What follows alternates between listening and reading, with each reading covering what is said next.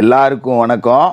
நவகிரகங்கள்லேயே முக்கியமான கிரகமாக இருக்கக்கூடிய செவ்வாயோட வக்கிர பயிற்சி அப்படிங்கிறது தான் நம்ம பார்க்க போகிறோம். அது என்ன ஜோசியரை செவ்வாய் வக்கிர பயிற்சி அப்படின்னு நீங்கள் கேட்கலாம். இது எதுக்காக நாம் முக்கியமாக பார்க்கணும் அப்படின்னா, செவ்வாய் அங்காரகன், பூமி காரகன், பூமி சம்பந்தப்பட்ட அனைத்துக்கும் ஆதிபந்தம் கொண்ட ஒரு கிரகம் அப்படிங்கிறவரே செவ்வாய் தான். சிவபெருமானோட நெற்றியில் இருக்கிற விபூதியில ஒரு துளி கீழே விழுந்துருச்சு, அதுலேருந்து உருவானவர் தான் செவ்வாய். அப்படிப்பட்ட செவ்வாய் சிவபெருமானை நோக்கி தவம் இருந்து நவகிரகங்களில் ஒரு கிரகமாக மாறினார் அப்படிங்கிறது தான் ஐதீகம். அப்படிப்பட்ட செவ்வாய் வக்கிரமடைகிறது அப்படிங்கிறது ரொம்ப முக்கியமாக பார்க்கணும். ஏன்னா பூமி காரகனே அவர் தான், பூமி தாய் தான் செவ்வாயை வளர்த்தாங்க அப்படிங்கிறதும் ஐதீகம். அப்படிப்பட்ட செவ்வாய் டிசம்பர் மாதம் 3ஆம் தேதி கார்த்திகைக்கு 18 கடகராசியில் நீச நிலையில் இருக்கார், பலமிழந்து போயிருக்காரு. இதே இடத்துல வக்கரமும் அடைகிறாரு. அதாவது டிசம்பர் 3 கார்த்திகை 18 செவ்வாய் வக்கரம் அடைகிறாரு. அங்கே இருக்கிற செவ்வாய்க்கு தான் இருக்கிற இடத்துல இருந்து 4, 7, 8 இந்த 3 இடத்துல அவரோட பார்வை அப்படிங்கிறதையும் கொடுப்பாரு. அந்த வகையில் கடகத்தில் இருக்கிற செவ்வாயோட பார்வை துளாராசிக்கு கிடைக்குது, மகர ராசிக்கு கிடைக்குது, கும்பராசிக்கு கிடைக்குது. இதில் கும்பராசியில் இருக்கிற பகை கிரகமான சனியவும் செவ்வாய் பார்க்குறார். அப்படிங்கிறதால இந்த பகை கிரகங்களோட பார்வை, செவ்வாயோட இருப்பு, வக்கரம், இது உங்களோட ராசிக்கு என்னென்ன பலன் கொடுக்க போகுது அப்படிங்கிறத பார்க்கணும்.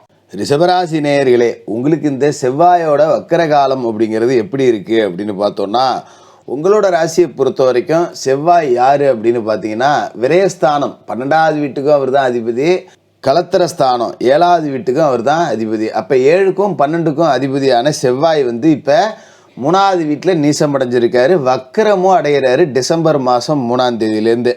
அப்போ இது புது வருடத்தை கடந்து இந்த வக்கர காலம் அப்படிங்கிறது ஓடுதுங்கும் போது இதை நம்ம ரொம்ப துல்லியமாக பார்க்கணும். இப்போ 12க்கு அதிபதி 3ல் மறைஞ்சிருக்கார், அதனால் நமக்கு ஒரு விதமான யோகம்தான்.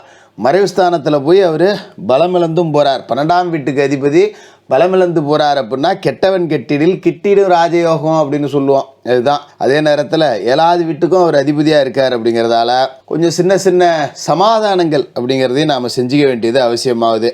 சரி, என்னென்ன நடக்க போகுது அப்படின்னு பார்த்தோன்னா, செவ்வாய் தான் இருக்கிற வீட்டில் இருந்து துளாராசியை பார்க்குறாரு, மகர ராசியை பார்க்குறாரு, கும்பராசியை பார்க்குறாரு. இதில் கும்பராசியில் இருக்கிற பகை கிரகமான சனியவும் அவர் பார்க்குறாரு. இதனால் உங்களுக்கு என்ன நடக்க போகுது அப்படின்னு பார்த்தோன்னா, முதல்ல இந்த செவ்வாய் வக்கரம் அப்படிங்கிறதே உங்களுக்கு ஒரு வரவேற்கத்தக்க மாற்றத்தை கொடுக்கும். பூமி தொடர்பான விஷயங்களில் இருந்த வில்லங்கங்கள் அப்படிங்கிறது நீங்கும். இடம் ஒன்று இருக்குது, பூர்வீக சொத்து ஒன்று இருக்குது, பங்காளி ஒருத்தன் கேஸ் போட்டிருக்கான், பல காலமாக கோர்ட்லேயே கிடக்கு. தாத்தா காலத்தில் கோர்ட்டில் கிடந்து, அப்பா காலத்தில் கோர்ட்டில் கிடந்து, இப்போ என் காலத்துலேயும் கோர்ட்லேயே தான் கிடக்கு. ஏதோ என் பிள்ளை காலத்துலையாவது அதை ஜெயிச்சு நாம் வச்சு ரெடி பண்ணி கொடுத்துட்டு போகணும் அப்படின்னு சொல்லி போராடிக்கிட்டு இருக்கேன் அப்படின்னா, இந்த செவ்வாயோட வக்கர காலகட்டத்தில் சொத்து ஜெயிச்சு உங்கள் கைக்கு வந்துடும். அது நீங்கள் கவலைப்படவே தேவையில்லை. வழக்கில் உங்களுக்கு சாதகமான தீர்ப்பு அப்படிங்கிறது தங்க தட்டில் வச்சு கொடுக்க போகிறாங்க. அப்போ அதை வச்சு பூர்வீக சொத்தை விற்றுட்டோ, இல்லை அதில் ஒரு பாகத்தை கூறு போட்டு விற்றுட்டோ, உங்கள் அண்ணன் தம்பிகளுக்குள்ளே பாகம் பிரிச்சுக்கிட்டு நம்ம பொழப்பு பார்க்கலாம் அப்படிங்கிற ரீதியில் நீங்கள் முக்கியமான முடிவுகள் எடுக்கலாம். அதுமாரி என்னதான் நான் கஷ்டப்பட்டாலும் சொந்தமாக ஒரு இடம் என்னால் வாங்கவே முடியல, படாத பாடுபட்டுக்கிட்டு இருக்கேன், 10 ரூபா குருவி சேர்க்குற மாதிரி தான் சேர்த்து வச்சுக்கிட்டு இருக்கேன், ஆனால் ஒரு மண் வாங்க முடியல, ஒரு மனை வாங்க முடியலையே அப்படின்னு இடம் வாங்கிறதுல இருந்த தடை இருந்தவங்க எல்லாத்துக்கும் இப்போ அந்த தடை நீங்கி சொந்த இடம், எனக்குன்னு ஒரு இடம் இருக்குடா, என் பிள்ளைக்குன்னு நான் ஒன்று சேர்த்து வச்சுருக்கேன். எங்கள் வம்சத்துலேயே எல்லாருமே பார்த்திங்கன்னா பூர்வீக சொத்தை விற்று தான் தின்னாங்க, நான் இன்ன வரைக்கும் வாங்கினதே கிடையாது, முத நான் தான் இப்போ வாங்க போகிறேன் அப்படிங்கிற மாதிரி ஒரு இடத்த நீங்கள் வாங்கி போடலாம். அதில் அற்புதமான யோக பலன் அப்படிங்கிறது இருக்குது. இந்த காலகட்டத்தில் நீங்கள் இடம் வாங்கணும் அப்படிங்கிற முடிவு பண்ணி இறங்கிட்டீங்கன்னாலே மற்றது எல்லாமே தானாக நடக்கும். இப்போ ஒரு இடம் பார்க்கணும் அப்படின்னு நைட்டு உட்காந்து பேசியிருந்தீங்கன்னா, காலையில் ஒரு 2 புரோக்கர் ரியல் எஸ்டேட்டுக்காரங்க இங்கே ஒரு பிளாட் இருக்குது, இங்கே ஒரு கொல்லை இருக்குது, விலை கம்மியாக வந்திருக்கு, பார்க்கலாம் வா, நல்ல வசதியோடு இருக்குது அப்படின்னு சொல்லுவாங்க. நமக்கே ஆச்சரியத்தை கொடுக்கும். என்னடா இது கும்பிட போன தெய்வம் குறுக்க வந்த மாதிரி இவங்களே வராங்களே, நேற்று தான் உட்காந்து பேசிக்கணும், எப்படி இவங்களுக்கு தெரியும் அப்படிங்கிற மாதிரி நமக்கு ஒரு ஆச்சரியத்தை கொடுக்கும். இடம் வாங்கலாம். இந்த காலகட்டத்தில் வாங்கக்கூடிய இடம் அப்படிங்கிறது நல்ல குறைந்த விலைக்கும் கிடைக்கும். அது மாதிரி இட விற்பனைக்கும் இந்த காலம் சிறந்த காலம். இப்போ ஒரு இடம் விற்கணும், ரொம்ப நாளாக விற்க முடியாமல் ஒரு இடம் கிடைக்க படாத பாடுபடுறேன், விற்கணும்னு போனாலும் விலை கம்மியாக கேட்குறாங்க, நம்ம அர்ஜென்ட்டுக்கு போகிறோமேனு விலை கம்மியாக கேட்குறாங்க, கொடுக்க மனசு வரல அப்படிங்கிறவங்களாம் பல மடங்கு இப்போ நல்ல விலை உயர்ந்து அந்த இட விற்பனை அப்படிங்கிறது நடக்கும்.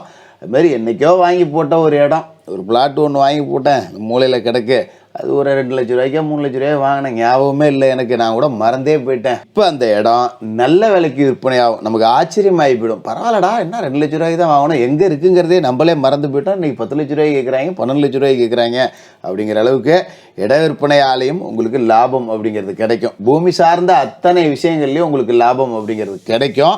அதே மாதிரி கலத்தர ஸ்தானத்துக்கு அவர் தான் அதிபதி அப்படிங்கிறதால மனைவி வழி சொத்து சேர்க்கை கிடைக்குது அப்படின்னா அதில் ரொம்ப கவனமாக இருக்கணும் நாம். அது இப்போ வீட்டில் மனைவி சொத்து கேட்கலாம், அவங்க தாய் தகப்பம் பிரித்து கொடுக்கலாம், அண்ணன் தம்பிகளுக்கு இதனால் சண்டை வரலாம், பெண் எடுத்த இடத்துல பிரச்சனை வரலாம். அதில் கொஞ்சம் கவனமாக இருக்கணும். அதே மாதிரி கணவன் மனைவிக்குள்ளே சின்ன சின்ன பிரிவினை அப்படின்னா நம்ம விட்டு கொடுத்து தான் போகணும். கொஞ்சம் நமக்கு சேட்டையை கொடுப்பார் தேவையில்லாமல். சின்ன விஷயத்துக்கு கூட பெருசாக சண்டையை மூட்டி விட்டுருவார். அதுமாரி கூட்டு தொழிலில் கூட்டாளிகளுக்குள்ளே சண்டையை உண்டாகி கொடுத்துருவார். அதோட உங்களோட ராசிக்கு 6வது வீட்டுக்கும் செவ்வாய் பார்வையை கொடுக்குறாரு. 6வது வீட்டில் விழுகிற செவ்வாயோட பார்வை அப்படிங்கிறது என்ன பண்ணும் அப்படின்னா எல்லாத்தையும் அடித்து உடைக்கும்.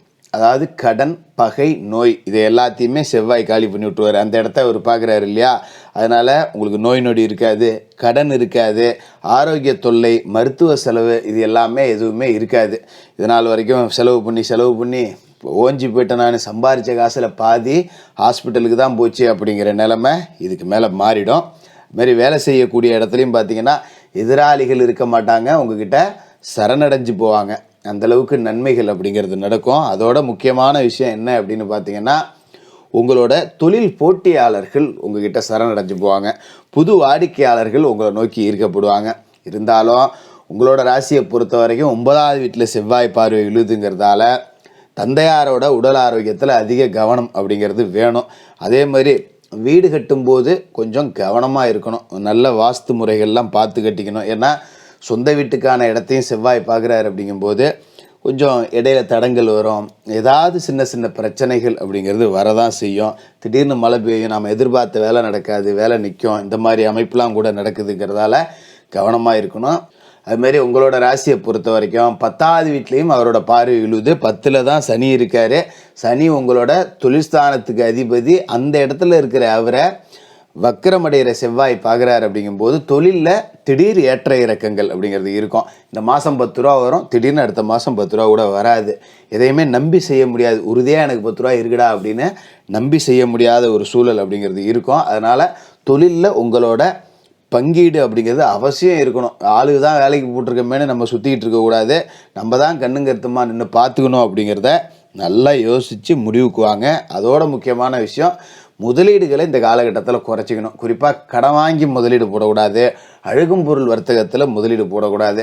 ஏதோ இன்றைக்கி 100 ரூபாய்க்கு முதலீடு போட்டோமா 100 ரூபா சரக்கை விற்று தீர்த்துட்டு தான் அடுத்ததை எடுக்கணும். பழைய சரக்கை காலி பண்ணிட்டு தான் புது சரக்குக்கு முதலீடு அப்படிங்கிறத போடணும்.